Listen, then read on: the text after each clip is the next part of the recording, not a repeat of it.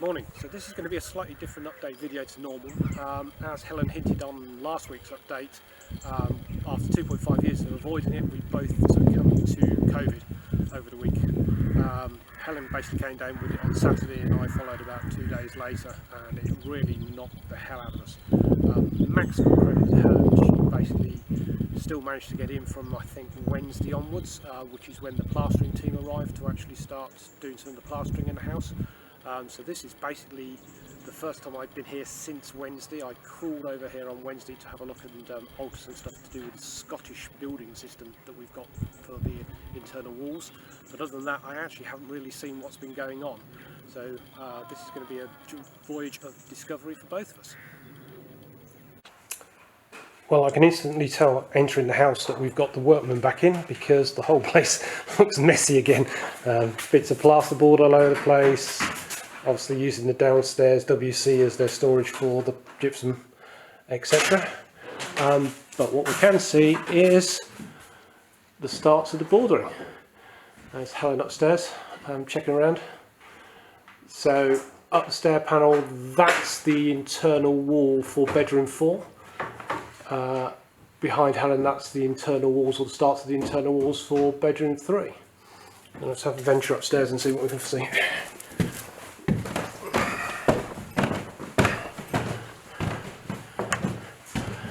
As you saw in last week's video, we are actually putting down this black plastic to actually protect the floors for the plastering. Poor old Helen was doing that as COVID basically took hold, and there was actually a section here that we didn't manage to do, and you can certainly see that it's well and truly dirty and needs a good clean. So this is bedroom 4, and in here they've not only boarded, but actually the skimming has been done as well. So this is the first room we've actually got that's fully plastered. How's the finish? It's lovely and smooth. Yep. Really nice.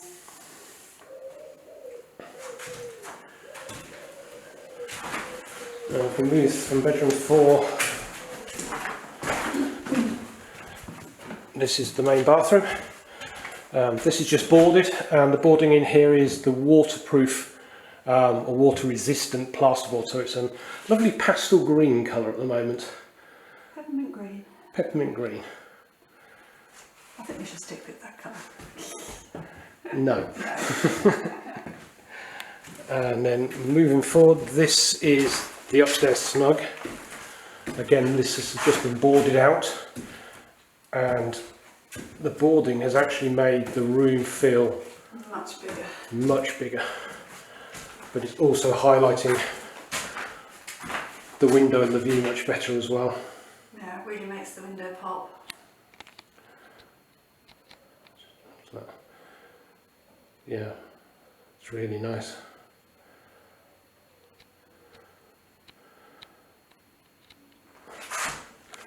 And we go back down this way. So we can no longer walk through walls. We used to be able to walk through this wall here into bedroom 3, but we now have a wall. Have to go the long way round now. Modern technology. Yeah, walls I'll never catch on. So again, bedroom 3. This one's been boarded out. I think actually all of the upstairs rooms are now boarded, but only bedroom 4's actually been skimmed so far. This is the atrium, so you can see we've got boarding on one side of that, which is actually the walk-in wardrobe, and then that's looking back again, that one's bedroom 4 again here. One of the things that we've had to do, or Helen has done, is basically chase round the plasterers.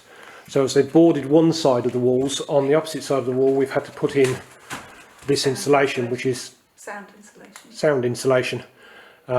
We've also had to do, as I was alluding to outside, some of the de-Scottishing, which is actually taking these floating walls and actually screwing them up into the main ceilings. This is actually not one of them. I'll try and show you some of that later. Through into the master bedroom.